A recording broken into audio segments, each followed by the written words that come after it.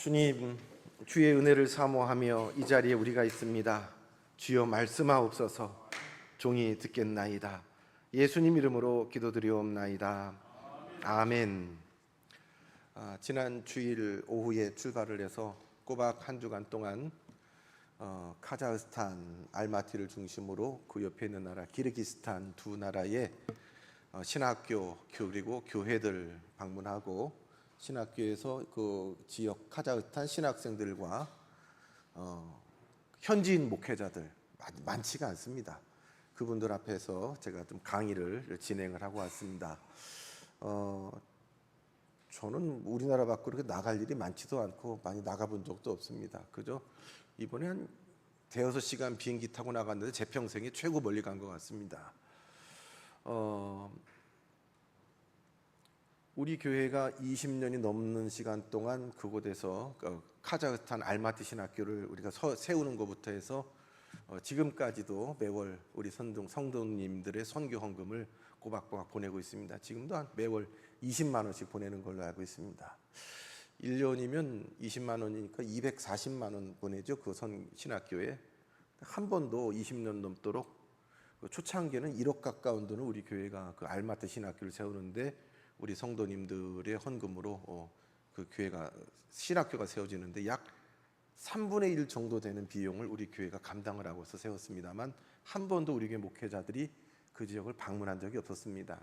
여러 가지 이유가 있겠습니다만 일단은 우리 교회 목회가 너무 치열하고 바쁘고 분주했고 1년에 우리 교회에 보내는 선교비가 240만 원인데 오가는 왕복 교통비며 그 안에 체류하며 또 쓰는 선교비며 이번에 350만 원 정도 선교비가 들어갔습니다. 그래서 제 생각에도 그 돈 차라리 선교지에 보내서 선교한테 쓰라고 하지 뭘 누가 왔다 갔다 하나. 한 번도 안 나갔습니다. 선교위원장이신 우리 김현우 장로님이 목사님 그래도 작년에 연말 당회할 때 선교지 좀 다녀오시는 게 낫겠습니다. 가서 보셔야지요. 그래서 이번에 좀 처음 나가서 봤습니다. 죄송한 마음이 들었어요.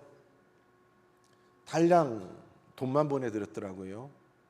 제대로 가서 보고 알지도 못한 채 추상적으로 하나님 은혜 주세요. 물론 그 기도도 하나님 들으셨겠지만 알아서 응답 주셨겠지만 어떻게 더 구체적으로 뭐를 기도하고 어떻게 그분들을 도와드리고 어떻게 우리의 선교가 온전하게 하나님의 선교가 될지 하나님이 많이 깨우쳐 주시고 보여주셨습니다.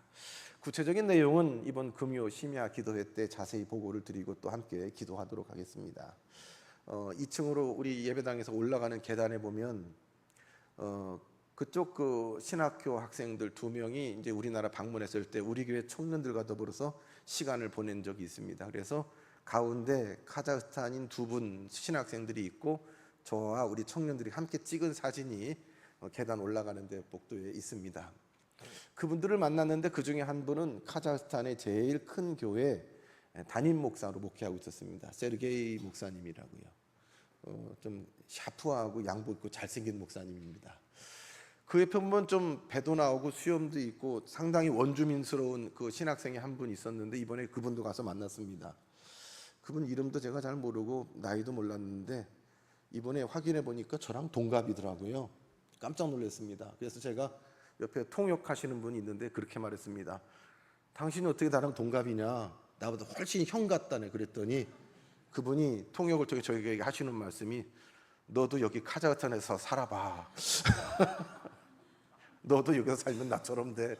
그러셨더라고요. 오늘 우리가 본문으로 받은 사도행전도 이 선교에 관한 말씀입니다. 어느 교회에서 아프리카로 단기 선교를 갔어요. 저랑 아주 친한 동료 목사님 중에 한 분도 한 30년 가깝게 케냐에서 목회하는 목사님 계시거든요. 케냐, 이디오피아로 가면서 목회하셨는데 가끔 그 예배하는 장면을 페이스북에 동영상으로 이렇게 올려주십니다. 보는 것만 해도 얼마나 은혜가 되나 몰라요. 우리 찬양대도 찬양할 때 악보 보고서 하지 이런 특별한 일 없으면 안 하잖아요. 그렇죠? 창립주일 같은 때는 한번 이러면 그거 보면 근데 이 아프리카 쪽 그 교인들은 악보도 안 들고요. 그냥 이렇게 찬양이 나오면은 너 나올 것 없이 막 앞으로 막 나와요. 그래서 에어로날 것 없이 이러면서 그냥 이거예요. 그냥 얌전히 서서 부르는 사람이 없어요. 다 그냥 변변한 악기도 없는데 화음을 넣어가면서 춤을 춰가면서 이거를 한두 시간 하는 게 아니랍니다. 예정에도 없이도 찬송 나면 다 너나 앞에 나와서 우리 제가 보기에는 얼마나 그 은혜가 되는지 그 선교사님한테 그랬어요.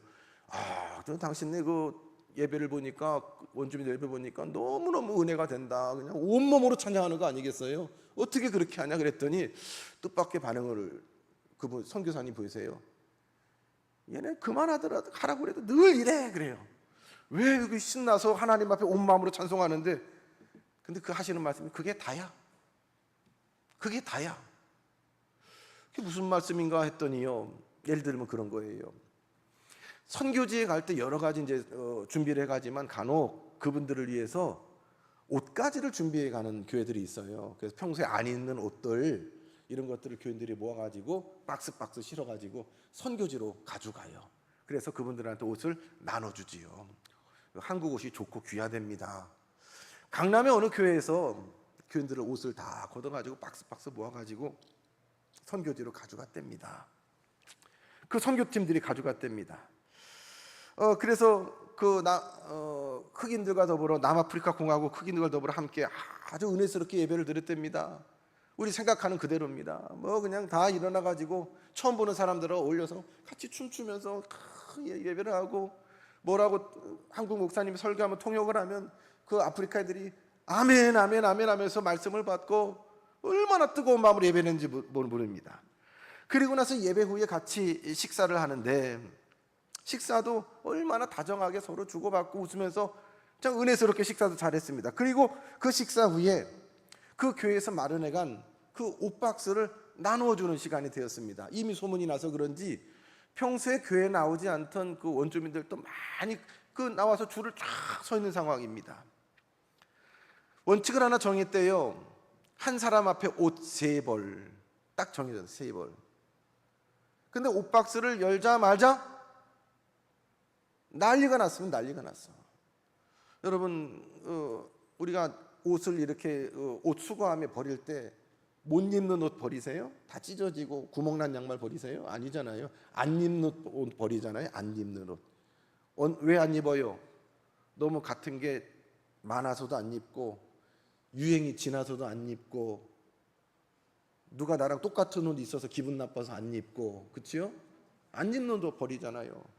그 강남에 그 교회에서 옷이 왔는데 이름만 대면 알만한 명품 옷부터 해가지고 심지어는요 그 옷주머니를 뒤지면 거기에서 돈이 나온대요. 어떤 때는 귀금속이 나오는 때가 있대요. 그래서 그 원주민들이 옷을 이렇게 잡아서 가져갈 때 우선 선호하는 것이 여자 옷이래요. 남자 옷, 여자 옷을 먼저. 그리고 나서 그 다음에 하는 행동은 주머니를 뒤진대요. 난리가 났대. 난리가. 완전히 난장판이 되고 말았습니다. 한 사람당 옷 3벌씩 원칙 정했지만 더 좋은 옷을 가지려는 사람들의 욕심에 그냥 서로 네 거 내 거 실갱이를 하다가 어느 날 옷이 찢어지기도 하고 서로 자기네끼리 험악한 분위기가 연출되기도 했다라는 겁니다. 이 단기 선교팀, 우리 선교팀이 가서 그것을 보고서 적지 않게 당황했답니다. 조금 전에 은혜스럽게 하나님을 찬송하면 춤추던 그 사람들이 이 사람이 맞나 싶을 정도로 전혀 다른 모습으로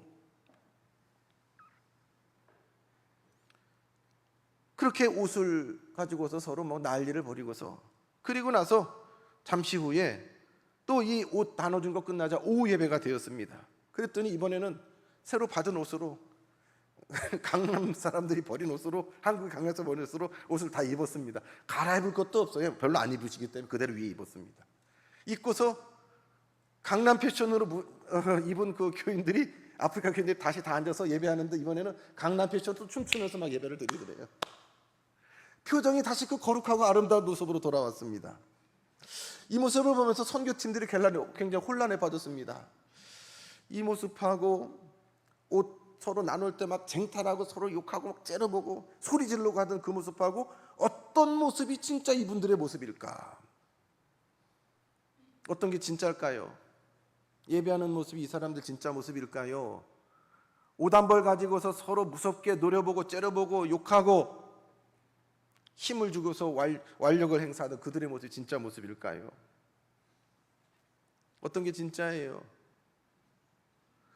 뭐 남의 일처럼 생각하지 마시고요. 뭐 우리는 안 그래요. 뭐 여기 앉아서 거룩하게 예배하고 찬송하는 가운 입고 그렇죠? 그 진짜입니까? 아니면 지난 주간 한 주간 살면서 누구 때문에 성질 나가지고 어떻게 됐으면 좋겠다. 그게 진짜입니까? 이게 다 우리 진짜 모습이에요. 참 모습이에요.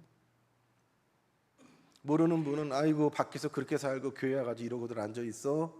손 가식이야라고 했지만 죄송하지만 이것도 우리 진심이에요. 우리 예배도. 못나고 추한 우리의 참 그런 모습도 진짜고요. 다 우리 참 모습입니다.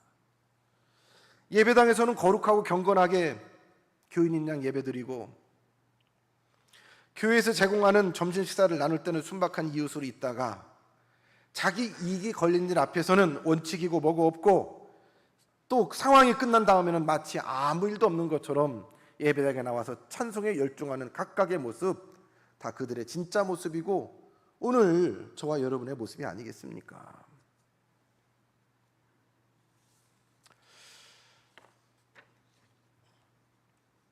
하나님 앞에서는 거룩한 채 예배하고 집사님, 권사님, 목사님, 장로님 그러나 내 개인적인 이익이 걸린 일에 내 자존심 상하게 하는 일에는 함부로 저주하고 원망하고 무서운 눈으로 쏘아보는 그런 모습.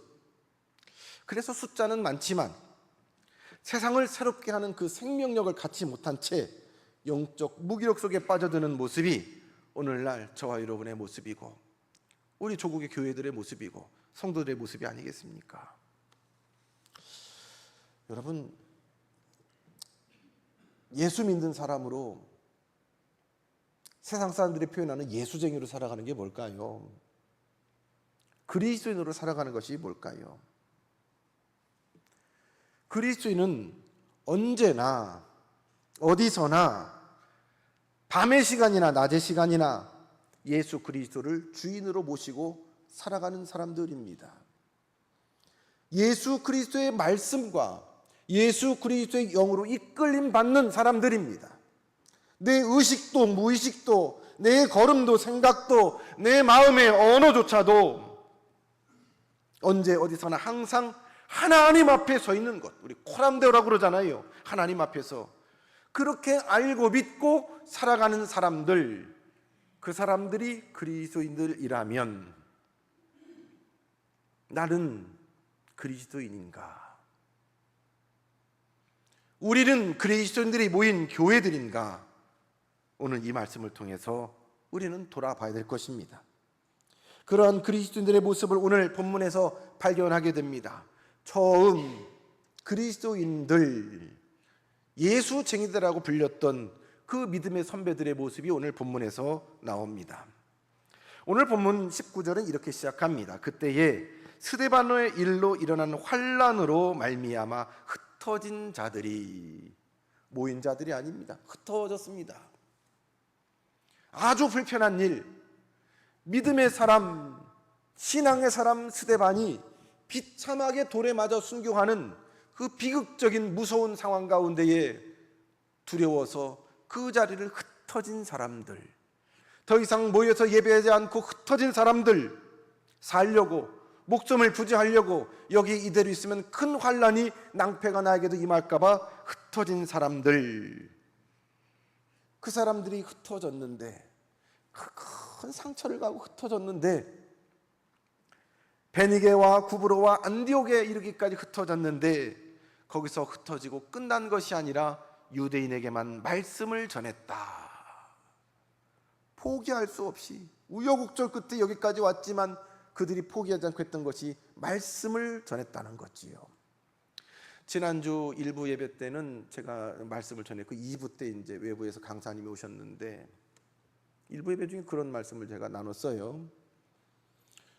우리 한국 전쟁 가운데 이른바 일사후퇴 때 함흥 그래서 우리 그 철수할 때 그 미군 배를 타고서 우리가 우여곡절 그때 많은 분이 철수를 했고, 또 그 배에 올라타지 못한 분들은 거기서 참 비참하게 비극적인 최후를 맞이했지요. 뭐 저도 보지 못했습니다만 겨우 연상해 볼 수 있는 것이 국제시장이라는 영화를 보면 그런 장면 나오잖아요. 그렇죠?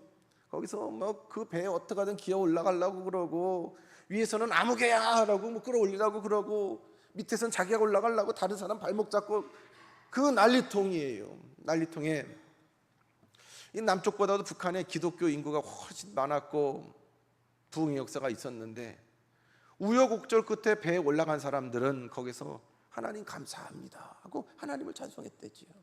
뭘 감사했어요? 이 배에 올라오게 해서 살려준 거 감사하다. 또 그 배에 타지 못한 사람들은 그냥 밑에서 그 떠나가는 배를 보고 통곡을 하면서 하나님을 원망하고, 그게 그 당시 그 짧은 우리 기독교 역사에 놓여진 우리 한국 교인의 딱 신앙의 수준이에요. 이건 잘하고 못하고 문제가 아니라 우리의 점수가 딱 거기라는 거예요. 이건 잘잘못의 문제가 아니에요. 딱 거기에요. 이야기는 그대로 끝나지 않습니다. 그렇게 우여곡절 끝에 그 배를 타고서 거제도로, 부산으로 뭐 이렇게 피난 간 그 성도들, 고향을 잃어버리고 집을 잃어버리고 삶의 기반을 잃어버리고 심지어는 가족들도 잃어버렸습니다. 전쟁통에 우여곡절 나만 살아남고 가족들도 없어요. 그들이 믿을 거는 하나님밖에 없어요. 변변한 예배당도 없이 천막 쳐놓고 가마리 몇 개 이렇게 널어놓은 그 예배당에서 그들은 이른 새벽이고 깊은 밤이고 하나님 말고는 의지할 수가 없어가지고 밤낮으로 하나님의 이름을 부르며 애통하며 그렇게 기도하며 그들은 하나님 앞에 하루하루 순간순간을 살았고, 나는 못 먹어도, 나는 못 입어도 몸된 교회를 세우는 일에 벽돌 한 장을 마련하기 위해서 애쓰고 힘썼고, 그렇게 그들의 기도와 눈물로 일궈진 하나님의 은혜가 오늘과 같은 한국교회의 은혜를 주셨고 오늘과 같은 조국의 은혜를 주시지 않았겠습니까? 원치 않은 환난으로 말미암아 흩어졌지만 마치 우여곡절 끝에 피난 나왔던 그들이 그 자리에서 애통함을 하나님 앞에 가지고 부르짖었던 것처럼, 구브로, 베니게, 안디옥까지 흩어진 그 백성들이 그들이 숨죽여 그리스도인의 정체성을 숨기고 살아가는 것이 아니라 복음을 전했습니다. 만나던 유대인들에게 하나님의 말씀을 전했습니다. 근데 그 중에 일부 몇 사람이, 구브로와 구레네 출신 몇 사람이 안디옥에 왔을 때에 헬라인, 즉 이방인들에게도 복음을 전했습니다. 이들은 주로 유대인들에게 복음을 전했는데 몇몇 사람이 이방인들에게, 헬라인에게 전했습니다. 더더군다나 이 헬라인들은 세계 중심 아니겠습니까? 상대적으로 이 유대는, 이스라엘 쪽은 변방이고 문화적으로도 경제적으로도 민족적으로도 굉장히 열등합니다. 근데 이 열등한 유대인들이 전하는 이 복음을 헬라인들이 받아들이기 시작했습니다. 이방인들이 받아들이기 시작했습니다. 그것을 오늘 본문 21절에 보면 주의 손이 그들과 함께 하심에 수많은 사람들이 믿고 주께 돌아오더라. 이 엄청난 일이 어떻게 됐다고요? 주의 손이 그들과 함께 했다. 주님의 능력이, 주님의 뜻이, 주님의 말씀이 이방인들을 거침없이 원망 없이 증거하는, 복음을 전하는 그들에게 임하였다.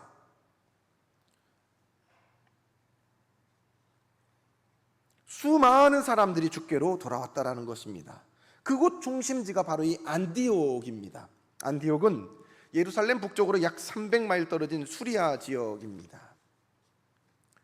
그리고 이 안디옥은 고대 로마 제국 안에서 로마, 알렉산드리아 다음으로 세 번째로 일컬어지는 큰 도시가 바로 이 안디옥입니다. 즉 국제적인 대도시에 많은 세계 인종들이 모이고 유수한 인종들이 모이는 그곳에 하나님의 복음이 확장되고 전파되기 시작했다는 것입니다. 그리고 교회가 세워졌다는 것입니다. 몇몇 제자들이 우연찮게 이방인들에게, 헬라인에게 전하는 그 복음이 하나님께서 그들의 손을 붙잡아 주셔서 그들과 함께 할 때에 주님의 손이 그들과 함께 했다라고 간단히 나와 있는데, 땅끝까지 이르러 내 증인이 되리라 라고 말씀하신 주님께서 주님의 손이 그들과, 주님의 능력이 그들과 함께했다라는 것입니다. 하나님의 뜻이 어디에 있는지, 주님의 관심이 어디 있는지, 하나님이 어디를 보고 계시는지 그것을 볼 수 있는 사람은, 그리고 그것과 함께하는 사람은 주님의 능력을 우리가 경험할 수가 있는 것입니다. 창립 47주년을 맞고 그 다음 주로 우리가 예배드리는 우리 낙원지 교회 가운데에도 하나님이 지금 뭐를 보고 계시는가, 하나님의 관심이 어디 있는가, 그것에 우리 교인들, 우리 성도들의 마음이 하나님이 보시는 곳, 하나님의 관심 가지시는 곳, 하나님이 뜻하시는 곳에 우리의 마음과 손과 반과 물질과 기도가 거기 머물렀을 때에 우리는 더하시는 강력한 하나님의 능력을 경험할 수 있다라는 것입니다. 여기서 처음 이방인들에게 전했던 사람들은 많은 사람들도 아닙니다. 그저 몇 사람이 안디옥에서 이방인을 대상으로 복음을 전했습니다. 그랬더니 그 몇 사람이 생각지도 못하게 엄청나게 많은 사람들이 막 나오고 교회가 시작된 것입니다. 오늘 2부 예배 중간 순서에 올 상반기 새로 우리 교회에 등록하시고 낙원 가족된 성도님 축하하는 시간을 가지려고 계획했습니다만, 올 상반기 우리 교회 7분의 성도님들이 새로 우리 교회를 등록했습니다. 그 중에 이제 2분은 본래 섬기시던 교회로 다시 돌아가셨고, 지금 현재 5분이 우리 예배를 드리시는데, 그 중에 4분이 이제 오늘 부득이 일부 예배를 드리셨고, 그 중에 한 분은 오늘 마침 결석을 하셨습니다. 그래서 오늘 2부 예배 중에 그 순서는 한번 다음 주로 하든지 늦추든지 해야 되겠습니다. 7분의 성도 가운데에 한 분도 우리 교인이 전도한 교인이 없습니다. 한 분, 우리 기은선 집사님이 남편 모시고 온 분 외에는 다 자발적으로 자원해서 오신 분이지, 우리 아무개 성도의 인도를 받아서 했습니다 한 분이 한 분도 없어요. 가족을 모시고 온 분도 없고요, 이웃을 모시고 온 분도 없고요, 그저 근처로 이사 와서 자발적으로 오신 분들입니다.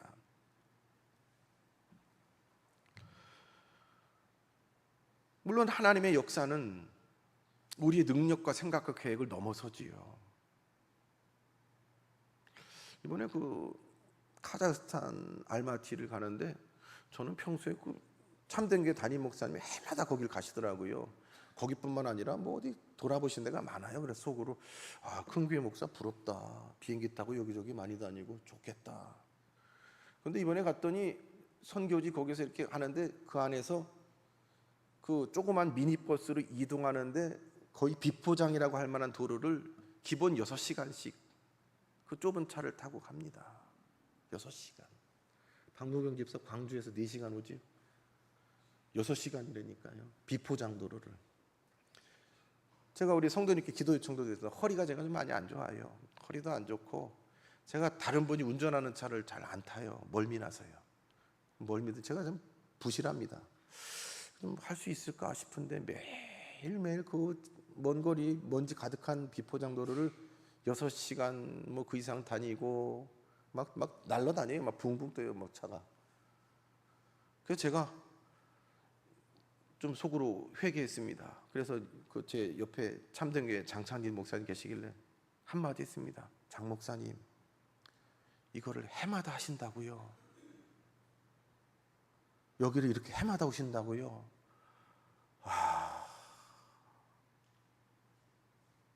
끄덕끄덕해요. 뭔만 오는 줄 아세요? 보통 오면 한 번에 한 3천만 원 정도 전기를 쓰신대요, 그 교회에서. 대단하십니다.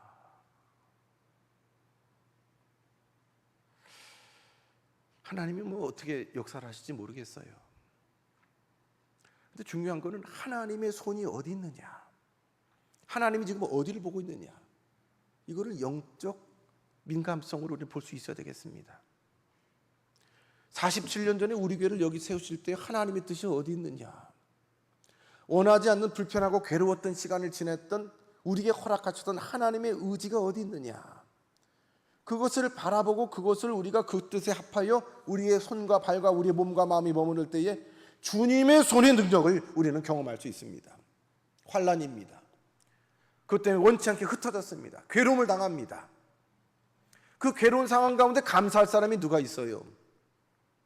예수 믿는 걸로 끌려가서 죽임을 당하고 모욕을 당하고 돌에 맞아 죽는데 그거 부러워할 사람이 어디 있어요? 그래 다 도망갔지요.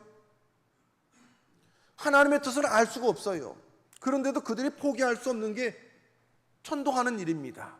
그 복음을 전했을 때에 하나님의 놀라운 역사가 불처럼 예루살렘 초기 교회에서부터 안디옥에서 일어날 때 그들은 그제서야 하나님의 뜻을 발견하고 하나님을 찬송했습니다. 그 놀라운 주님의 손의 역사가 안디옥 교회에 일어나게 되었을 때에 예루살렘 교회를 이어서 안디옥 교회는 귀한 선교 역사의 중심적인 교회의 역할로 사명을 감당합니다. 보세요. 낙원교회도 전국에 많지만 더 많은 교회가 안디옥 교회예요. 안디옥 교회예요. 예루살렘 교회 이름 붙인 교회는 뭐 거의 없어요. 그런데 안디옥 교회는 동네마다 도시마다 다 있어요. 그 정도로 능력 있는 그리스도인들이 모인, 예수쟁이들이 모인 근사한 교회가 되었습니다. 주님의 손이 그 교회에 있었기 때문입니다.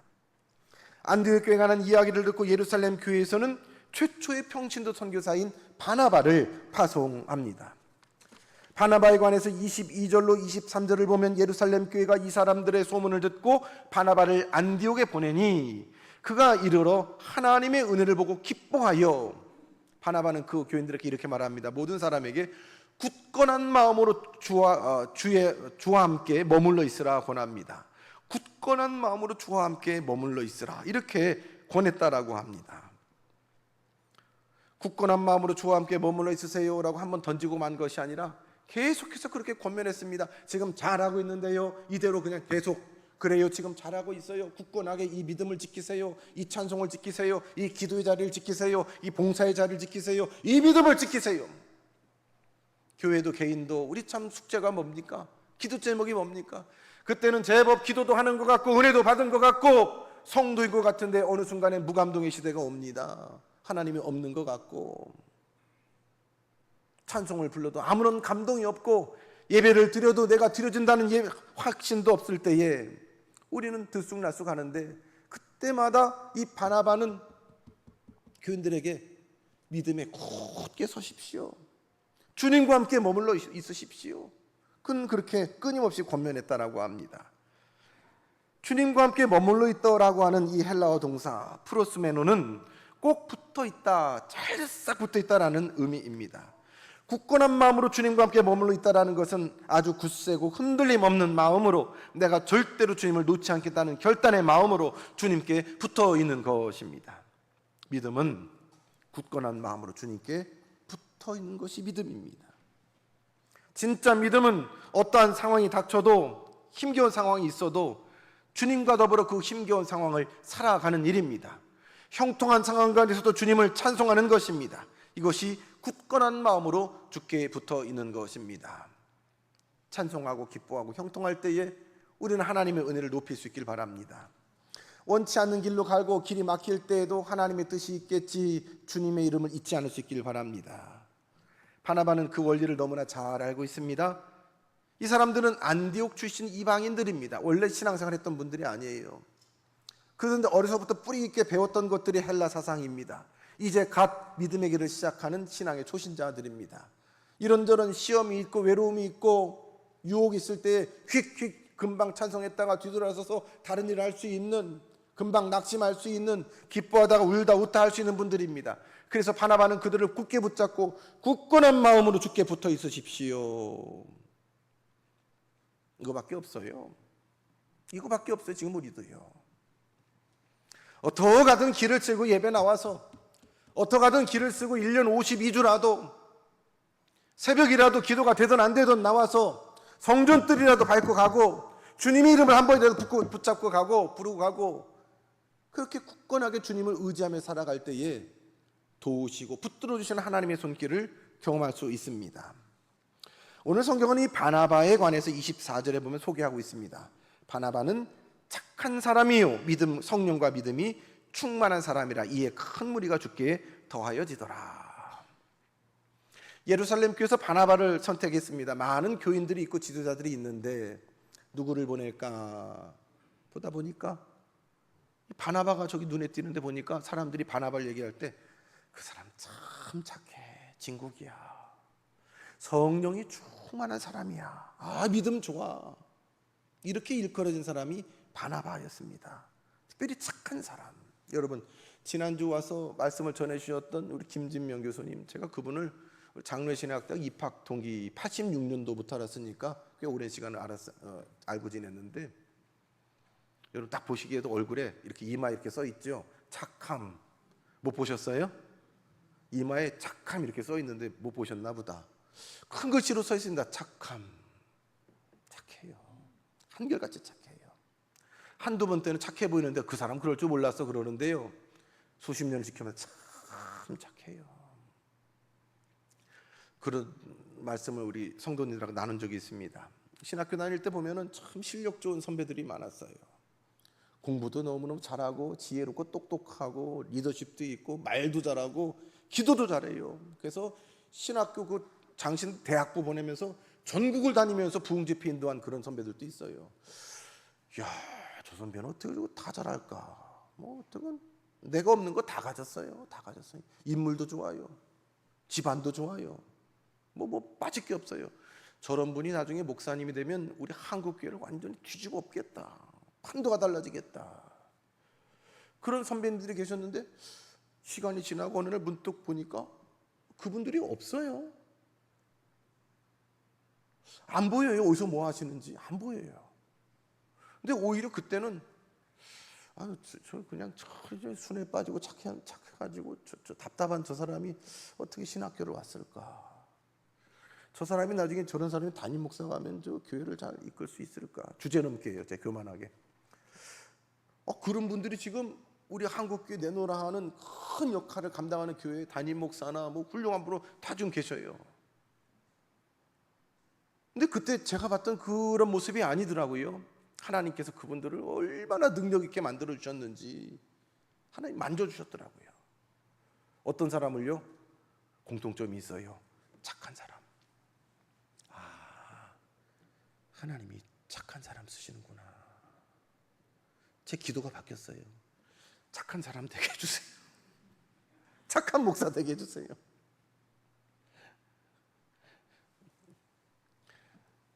옆에 사람을 이렇게 한번 인사하세요. 착하게 삽시다. 시작. 착하게 삽시다. 제가 아는 어느 선배 목사님은 충신교회 교회학교 총괄하는 교육 담당 목사님이었는데, 목사님 전도사님 있는 교육부 사무실에 이렇게 크게 액자에 그렇게 써놨대요. 착하게 살자. 착하게 살자. 담임 목사님 박종선 목사님이 쓱 지나가다 보시고 그걸 보더니만 피식 웃으면서 미친놈 그러더래요. 바나바는 착했대요. 이 성경이 착한 사람, 어떤 사람이 착한 사람일까요? 어떤 의미로 성경은 바나바를 보고 착한 사람이라고 말했을까요? 그 옆에 설명한 성령과 믿음이 충만한 사람과 착한 사람은 어떤 관계가 있을까요? 연결 지을 수 있을까요? 성령과 믿음이 충만한 사람이 착한 사람일까요? 그냥 같이 연결할 수도 있어요. 사람의 사람과 착함의 기준은 늘 왔다 갔다 할 수 있어요. 문화에 따라 다를 수도 있어요. 그러나 하나님의 성령과 은혜로 말미암아 믿음이 충만한 사람, 하나님 닮아서 그 사람은 선하신 하나님의 착함을 닮아갈 수가 있는 겁니다. 바나바가 그런 사람이었습니다. 누구 닮았어요? 하나님 닮았어요. 하나님 생각하고 하나님 보는 것에 하나님 생각에 저의 늘 마음이 코람대우로 하나님과 같이 있었을 때에 저의 마음이, 저의 표정이, 저의 눈빛이, 저의 언어가 하나님 닮아가기 시작했어요. 근데 그 바나바를 보고 사람들이 볼 때는 저 사람 참 착해. 사람들은 우리를 보고 낙원교인들 참 착해라고 말하면 우리는 뭐라고 할까요? 우리는 하나님을 닮았습니다. 하나님 은혜입니다. 착하긴 뭐 착해요. 우리가 서로 다 아는데. 여러분 옆에 있는 분들 착해요? 모르는 사람들은 착한 척 할 수 있지요. 착한 척 하는 걸 다 알아요. 착한 척이지요. 착한 척인 것을 알고 하나님 앞에 하나님 나 안 착해요. 착한 척하는 목사예요 라고 고백할 수 있으면 그 기도 들으시고 착한 목사 만들어주는 거예요. 착한 교인 만들어주는 거예요. 바나바는 하나님이 인정하시는 투철한 청지기 의식 가졌습니다. 그것이 하나님 보기에 착했습니다. 바나바는 하나님이 인정하신 바나바는 하나님의 소명에 늘 순종했습니다. 내 생각, 내 고집 다 꺾어버리고 하나님 말씀하실 때 즉시 기쁘게 온전하게 순종했을 때 하나님은 바나바를 보고 착하다라고 말씀하십니다. 하나님이 인정한 착한 사람은 선을 행하는 사람입니다. 욕심을 따라 행하는 것이 아니라 하나님의 말씀을 따라 선하게 행동했을 때에 하나님은 바나바를 착한 사람 만들어 주셨습니다. 이렇게 바나바가 그 안디옥 교회 교인, 그 지도자가 착한 사람, 성령과 믿음이 충만한 사람이 그 교회 지도자로 세워졌을 때에 그 교회는 더욱더 왕성한 착한 교회 되었습니다.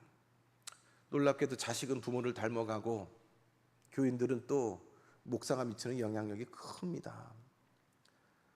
제가 우리 당회원, 우리 장로님들께 감히 그런 말씀을 최근에 드린 적이 있습니다. 절대로 그 교인의 수준은 당회원의 수준을 넘지 않습니다. 우리 당회원 장로님들요, 예배 시간 빠진 일이 없습니다. 금요 심야 기도에 빠진 일이 없습니다. 특히나 목사가 자리를 비우면 새벽 기도 돌아가면서 빠짐없이 나와서 기도하십니다.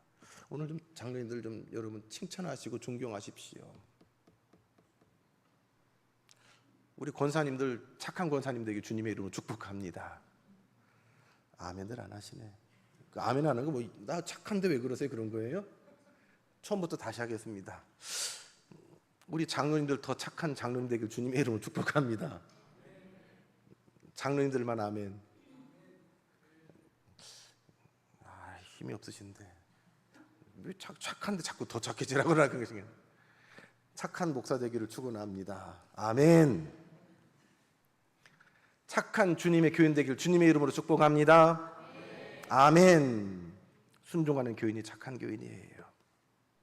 철저히 청지의식으로 살아가는 교인이 착한 교인이에요. 그 교인, 그 지도자 바나바가 거기 있을 때 그 교인들이 착한 교회 됐습니다. 바나바는 이어서 사울을 찾으려고 사울의 고향인 다소로 갑니다. 사울이 누구입니까? 다메섹 길에서 예수를 만났던 그 사람이 사울입니다. 그는 13년 정도 걸쳐 속으로 무르익는 계절을 거친 사울이 드디어 새로운 인생의 전환점을 바나바를 통해서 맞습니다. 바나바는 이미 안디옥 교회도 어느 정도 기득권을 가질 수 있었습니다만 자기가 그 교회에 주도권을 행사하는 주인 행사를 하지 않고 사울을 생각했습니다. 그리고 사울을 불러서 찾아가서 그 교회의 지도자로 세워서 그 교회를 더욱더 왕성하게 합니다. 그리고 1년 동안 공동 목회를 합니다. 그리고 안디옥 교회를 예수쟁이들이 모인 교회, 착한 사람들로 가득한 사람들이 모여서 하나님처럼 말하고 행동하고 살아가는 교인들이 가득할 때에 그 사람들을 보고 세상 사람들이 그렇게 말했습니다. 저 사람들은 예수쟁이야, 그리스도인들이야 라고 그들은 불리웠습니다. 낙원교회는 어떤 교회입니까? 낙원교회 교인하면 어떤 교인입니까? 아름다운 교회, 인물 좋은 교회, 어떤 우리가 하나님 앞에 수식을 받아야 될까요? 밥 맛있는 교회예요? 저 사람들은 하나님 믿는 사람 같아. 예수쟁이 교회. 하나님께서 소원하시고 뜻하신 교회가 그 교회인 줄로 믿습니다. 오늘 이 시간 예배하는 우리 모든 성도님들, 모르는 사람 누가 봐도 혹시 사장님 교회 다니세요? 아무개 엄마 교인이야? 내가 떠드는 것이 아니라 그러면 이보다 더 큰 은혜가 어디 있겠어요? 저 낙원교회 교회 주인은 목사가 주인이 아니네, 장로들이 주인이 아니네, 오래된 교인들이 터치하면서 행세하는 그런 분들이 주인이 아니네. 누가 주인이에요? 우리 고백할 수 있습니다. 우리 주인이 누가 되셔야 됩니까? 하나님이 주인이십니다. 같이 한번 고백합니다. 하나님이 주인이십니다. 하나님이 주인이십니다. 그렇습니다. 내 인생도, 내 집도, 우리 교회도, 이 백성도 하나님이 주인 되어주실 때에 주님의 손이 우리와 함께 하셔서 주님의 능력으로 그리스도인으로 불리는 우리 교회와 성도 되기를 주님의 이름으로 축복합니다. 주님, 주님의 이름으로 불려지길 소원합니다. 바나바처럼, 안디옥 교회 교인처럼, 또 주님 앞에 새롭게 세워진 우리 바울 사도처럼 그렇게 하나님의 손에 붙들린 바 되어서 하나님의 사람으로, 그리스도인으로, 예수쟁이로 불리워서 그 능력으로 이 땅을 살아가게 하옵소서. 예수님 이름으로 기도드리옵나이다. 아멘.